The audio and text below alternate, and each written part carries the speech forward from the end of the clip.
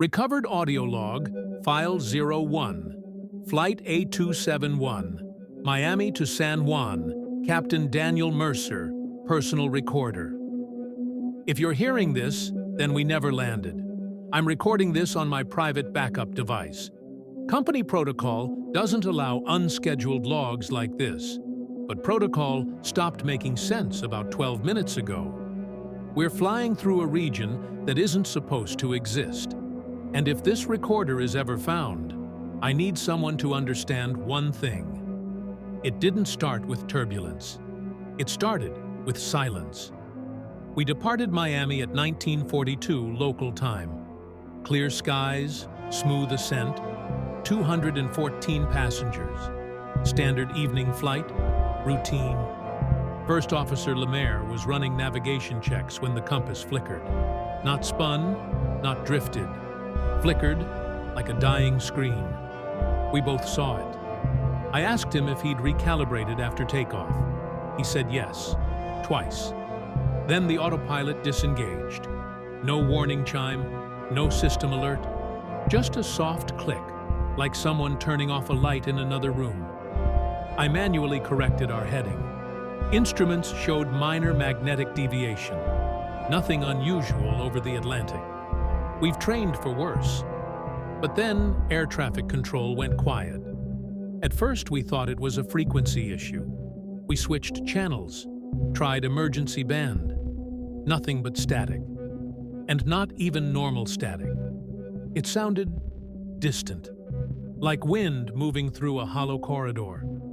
I checked satellite comms, operational, according to the display, but no outgoing confirmation, no response. We should have been visible on radar. We weren't. Lemaire joked, nervous habit. Guess we're ghosts tonight. That's when the cabin lights dimmed. Not fully, just slightly. Enough for passengers to notice. Flight attendants called the cockpit. They said people were complaining about a pressure sensation in their ears. Not pain, just pressure. Like descending too fast. But we were holding altitude at 31,000 feet. Except, the altimeter showed 31,000. The backup altimeter showed 28,400. 3 seconds later, both read 31,000 again. That's when I felt it. The silence. Not outside. Inside the cockpit.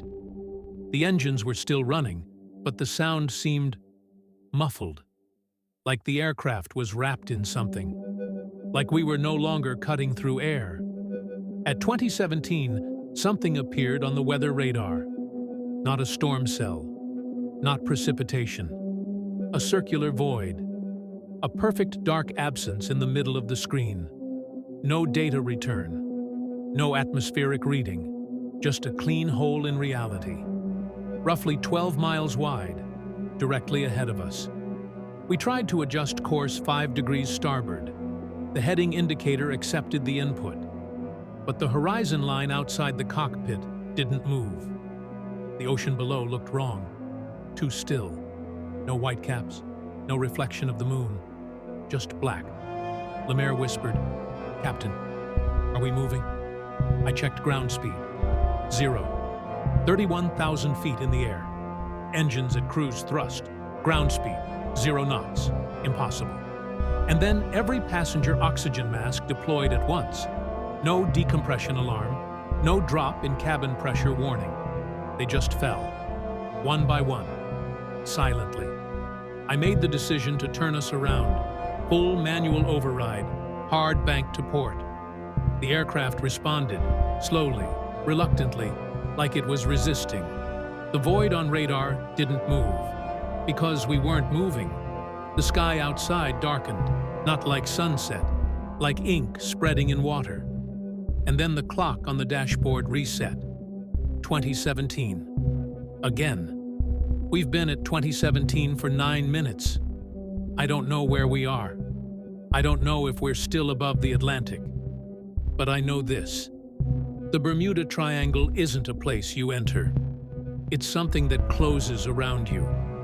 If anyone finds this recording, Tell my wife I followed procedure. Tell her I tried to bring them home because something just appeared on the windshield. And it's not a reflection. It's end of file 01, signal distortion detected. The next recovered file begins with heavy breathing and a voice in the cockpit that does not belong to either pilot. Recovered audio log, file 02. Timestamp 2017, repeating. This is Captain Mercer. If this is still recording, then time is lying to us. There is someone speaking on the emergency frequency, but air traffic control insists the channel is empty. And the voice? It's using my name. We attempted contact again at 2017. San Juan Control, this is A271 declaring uncertainty of position. Do you copy? Static. Then a pulse.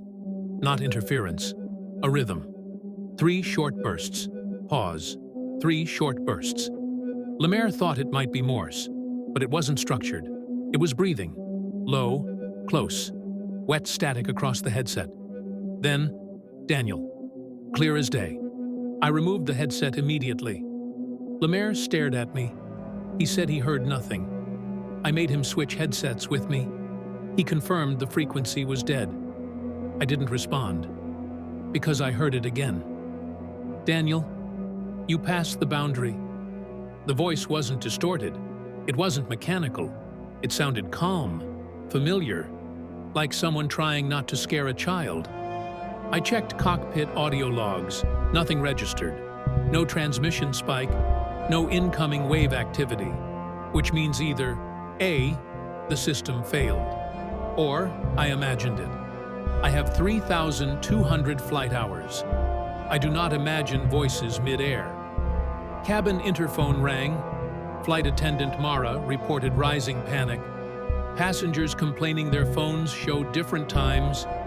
Some say the sky outside their windows looks wrong. One man claims the ocean is directly above us. That's impossible. I told her to reassure them. Standard deviation. Instrument recalibration. But when I looked out my own window, there were no stars. The sky was not black. It was depthless, like staring into an unlit room with no walls. At 2017, again, all screens flickered. Navigation map vanished. Replaced with other coordinates, Lemaire froze. Those coordinates marked the approximate center of the Bermuda Triangle. We were not scheduled to cross its central axis. We were flying east-northeast. Yet every system insisted we were exactly there. Then the cockpit door shook, not violently, but deliberately. 3 knocks, slow, measured, impossible. Mid-flight access is locked from inside only. Lemaire checked the cabin camera feed. Passengers were standing, all of them. Not screaming, not running, just standing in the aisle, facing forward, toward the cockpit. Mara was trying to move through them, but she said it felt like walking through water, as if resistance pushed her back. I asked if anyone was knocking on the door. She said no one was touching it. The knocking came again, 3 times, the same rhythm as the static pulses. And then, all passenger oxygen masks retracted simultaneously, back into the ceiling, without command, without sound. That's when Lemaire grabbed my arm and whispered, "Captain, are we sure we took off?" I didn't answer, because for a split second, I wasn't. I initiated a full power climb. If we were trapped in some atmospheric anomaly, altitude might break it. Engines responded, but there was no acceleration sensation. Vertical speed indicator climbed, but my body didn't feel ascent. No pressure shift, no vibration change, just stillness. The voice returned, not through the headset, inside the cockpit, behind me. "You're not above it," it said softly. "You're inside." I turned around. Nothing. Lemaire asked who I was talking to. I told him no one. He looked at me too long after that. long enough to question something. Maybe me, maybe himself, maybe both.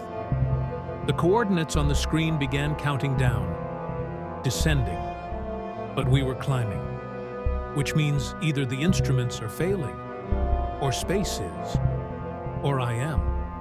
If this recording continues, I need whoever hears it to understand. We did everything correctly, every procedure, every checklist. But something here doesn't follow procedure. And the knocking just started again. This time, from beneath the cockpit floor.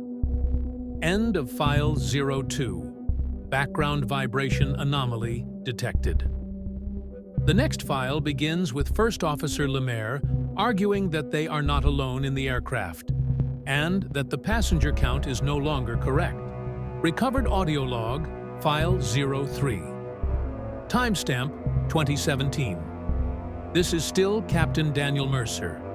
We ran the passenger manifest again.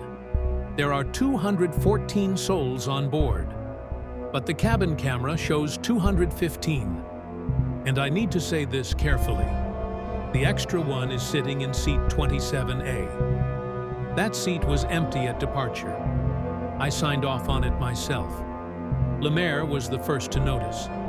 The forward cabin camera feed flickered just once. When it stabilized, there was someone seated by the window, mid-cabin. Seat 27A. A seat that had been unoccupied since Miami. I remember because I made a note of it.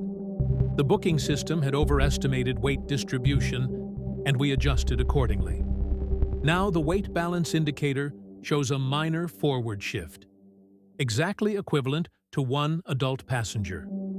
Mara confirmed something stranger. She swears she never served anyone in 27A.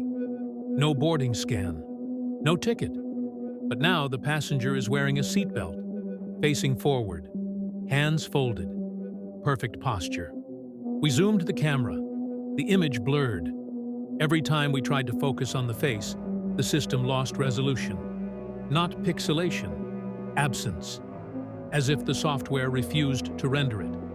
Lemaire suggested database corruption, duplicate entry, phantom overlay, but the infrared feed registers body heat. Perfectly normal. The passenger hasn't moved. Not once. All other passengers are restless, whispering, calling loved ones despite lack of signal. But 27A remains still, waiting. Then the intercom chimed. Not from the cabin, from inside the cockpit system. Unscheduled playback, and my voice filled the speakers. Not live, recorded. This is Captain Mercer. Do not open the cockpit door under any circumstances. The timestamp on that recording? 2019. We are still at 2017. I froze. That message hasn't been recorded yet. I haven't said those words. Lemaire stared at me. Did you pre-record a safety contingency? No. The playback continued. If someone requests entry claiming to be me, do not respond. The audio cut. Silence. Then the cockpit door handle moved, just slightly. Not enough to open, just enough to test resistance. Mara called through the cabin interphone. Her voice was shaking. Captain, there's a man outside the cockpit. He says he needs to speak with you. My mouth went dry. Describe him. She hesitated. He looks like you. Lemaire backed away from the door. The handle moved again. Slowly. Deliberately. 3 times. The same rhythm.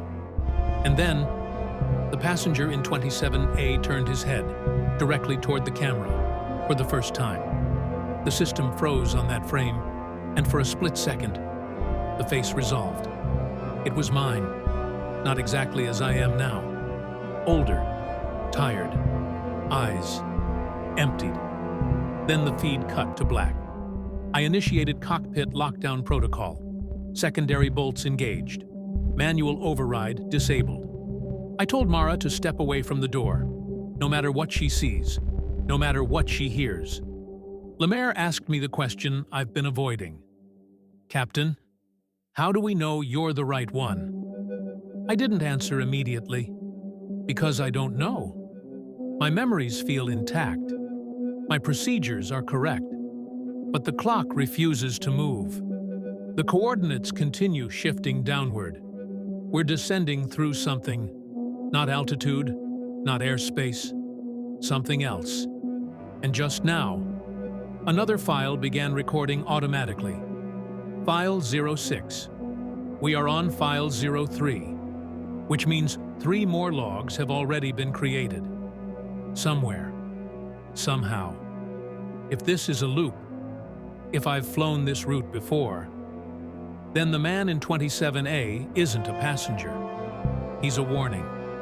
The knocking has stopped, but now there's breathing on the other side of the cockpit door, and it matches my own. End of file 03. Unscheduled recording flag detected. The next recovered file begins with the cabin crew reporting that seat 27A is now empty, and that someone is sitting in the cockpit jump seat. Recovered audio log, file 04. Timestamp, 2017. This is Captain Mercer, seat 27. A is now empty. No one saw the passenger leave, but he's no longer there. And when I looked at the cockpit window just now, I saw 3 silhouettes reflected. There are only 2 of us inside. Mara confirmed it first. Captain, 27A is clear. The seatbelt is unlatched. She swore she never saw the passenger stand. Passengers around that row claim the seat was empty the entire time. No one remembers anyone sitting there. But the thermal log still shows residual heat, as if someone had been there moments ago. Lemaire checked the cockpit feed again. Nothing unusual. 2 pilots. Empty jump seat. Yet when I glanced at the windshield reflection, there it was. A faint outline in the jump seat behind us. Still, watching forward. I turned immediately. Nothing. Empty leather. Lemaire asked what I was looking at. I said the glare was distorting. But it wasn't glare. It was presence. The reflection blinked half a second after I did. Not with me. After me. The altitude indicator suddenly spiked. 31,000 feet. 12,000 feet. 3,000 feet. Then stabilized back at 31,000. No physical sensation of descent. No turbulence. No alarm. Yet outside, the black ocean was gone. In its place, gray. Not clouds, not sky. Gray stillness stretching infinitely. The ground proximity warning system activated. Terrain. Terrain. There should be no terrain at this altitude. Lemaire cross-checked. No landmass within 200 nautical miles. The warning repeated, but quieter, as if muffled, like it was underwater. Then the reflection in the windshield leaned forward. I saw its hand rest on the back of my seat, but I felt nothing. And then, the cockpit audio played another file. My voice again, older, weaker. It's not the sky, it's the after. The recording cut. The ground warning stopped. And for the first time since 2017, the clock moved. 2018. Time advancing should feel like relief. It didn't. Because when time moved, so did we. The ground speed indicator flickered back to life. But the outside world remained gray. No horizon, no stars, no curvature, just endless absence. Lemaire whispered something I haven't allowed myself to think. Captain, what if we never left 2017? I didn't answer, because the transponder just activated automatically. Emergency code 7700. We didn't trigger it. And the radio crackled alive for the first time. Not static, not breathing. Just one clear transmission. This is San Juan Control. A 271, you disappeared from radar 37 minutes ago. 37 minutes. We've been trapped in 1 minute. And in the reflection, the third silhouette is now standing. End of file 04. Radar data corrupted. The next file begins with debris alarms activating, despite the aircraft showing no structural damage. Recovered audio log, file 05. Timestamp 2023. This is Captain Mercer. The aircraft just reported structural damage, but nothing is damaged, and yet, we are flying through something that looks like pieces of ourselves. The collision avoidance system activated without warning. Traffic, traffic. But radar shows empty space. Then small objects began appearing outside the cockpit. At first I thought it was hail, but there are no clouds, no storm cells. The objects drifted slowly, too slowly, as if suspended. Lemaire zoomed external camera feed. Fragments, metal panels, insulation strips, a torn piece of fuselage skin with our airline's logo, burned at the edges, registration marking partially visible. A 2, the rest sheared off. My hands felt cold. We checked our own wings, intact, no vibration, no decompression. Yet the debris outside matched our aircraft model exactly. Same paint, same livery. Some pieces were scorched, some twisted inward, like they'd exploded from pressure. Passengers began screaming for the first time. Mara reported people seeing flashes outside their windows. Some recognized the logo too. One passenger shouted, "That's us!" The black box system triggered automatically. Impact preparation protocol. Brace! Brace! We did not initiate it. The plane did. Cabin lights shifted to emergency red for half a second. Then normal again. Lemaire pulled up flight data history. There was a spike. Altitude, 0 feet. Vertical descent, catastrophic. Timestamp, 2017. Recorded, logged, filed, as if it already happened. I scrolled further. Final cockpit audio marker. Loss of control. My voice, not this calm. Screaming. Then silence. The data shows we hit the ocean 6 minutes ago. Exactly where we are. Which means the debris isn't ahead of us. It's around us. We aren't flying through it. We are inside the aftermath. I don't know if this is shock or something worse. The controls still respond. Engines still hum. Passengers still breathe. But the flight recorder says we're gone. If we crashed, then what is this? A delay? An echo? A space between event and realization? The reflection in the windshield is clearer now. The third figure is no longer separate. It's overlapping me, aligned, as if waiting for synchronization. The debris field is thinning, not because we're leaving it, but because it's dissolving, or we are. The ocean is visible again below, calm, black, endless, and the ground proximity warning just whispered, "Sink rate," softly, almost kindly. If this is the last log, then understand this. We followed procedure. But procedure doesn't account for places where time folds back on itself. The altimeter is dropping now, and this time, I can feel it. End of file 05, recorder integrity failing. The final recovered file contains only 90 seconds of audio, recorded after the official crash time. Recovered audio log, file 06. Timestamp, 2017 to 2024, corrupted overlap. Duration, 0132. This is Captain Daniel Mercer. If this file exists, then the others were not hallucinations. The crash time has already passed, and yet, we are still here, somewhere between impact and memory. Altitude, fluctuating, 500 feet, 3,000, 0, then 31,000 again. The instruments no longer argue with each other. They overlap, like two versions of the same event playing at once. Outside the cockpit, I can see the ocean rising. Not fast, not violently, just approaching, like it has all the time in the world. Passengers have gone quiet. No screaming now. Mara isn't responding to calls. Lemaire is still here beside me, but he feels distant, like I'm remembering him rather than sitting next to him. He just asked me something strange. "Captain, do you feel the water?" I do, not physically, but as pressure, as weight, as inevitability. The reflection in the windshield is gone. There are only two of us again.